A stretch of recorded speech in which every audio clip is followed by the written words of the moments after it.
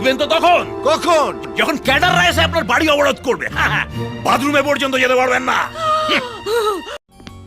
এটা আমার ছেলে, চিনিস একে? না তো।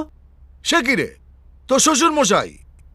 এনার মেয়ের সাথে তোর নাকি আশীর্বাদ হয়েছে, জিজ্ঞেস কর। আপনার মেয়ের সঙ্গে নাকি আমার আশীর্বাদ হয়েছে? না, আপনার মেয়েকে আমি বিয়ে করব বলেছি? কোনোদিন না। লে হালুয়া, তাহলে কেন আমার বাড়িতে এসে হল্লা করছিলেন যে আপনার মেয়েকে আমার ছেলে বিয়ে করবে বলেছে, আংটি বদলা বদলি করেছে? এটা আপনার ছেলে? ওগো, শুনছো? হ্যাঁ গো, তোমাকে সন্দেহ করছে। আপনাকে কিসের বাড়ি মারলে আপনি শান্ত হবেন বলুন তো? আমি সে কথা বলতে চাইনি বেয়ান। আমি বলছিলাম ওনার আরেকটা ছেলে আছে, ওদের কাছে রেকর্ড আছে। এই, আমার একটা ছেলে আছে আর আমি জানি না? কর্পোরেশন জানে। এত বড় মানুষ আপনি, এত বড় বিজনেস আপনার, হওয়ার পরে ভুলে গেছেন। ও বাবা, দেখো গো তোমার জামাইয়ের আরেকটা ছেলে আরে আছে চুপ! বাবা।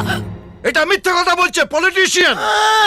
ওই আপনারই ছেলে, সেম কালার, সেম চোখ, সেম কান, সেম নাক, সেম। বাবা গো, বাবা।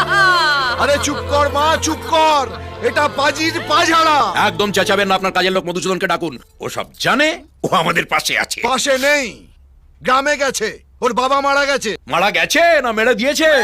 যেই দেখেছেন হাটে হাড়ি ভেঙে যাবে, অমনি সরাটাকে সরিয়ে দিয়েছেন। এই শোনালা, অনেক হয়েছে। এবার কিন্তু মানহানির মামলা করব। এই জানজান ওসব কোর্ট কাছারি আমায় দেখাবেন না।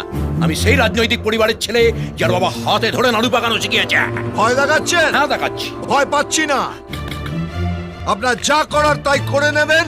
আমি দেখতে চাই আপনি কি করেন। দেখবেন তো তখন, কখন? যখন ক্যাডাররা এসে আপনার বাড়ি অবরোধ করবে। বাথরুমে পর্যন্ত যেতে পারবেন না।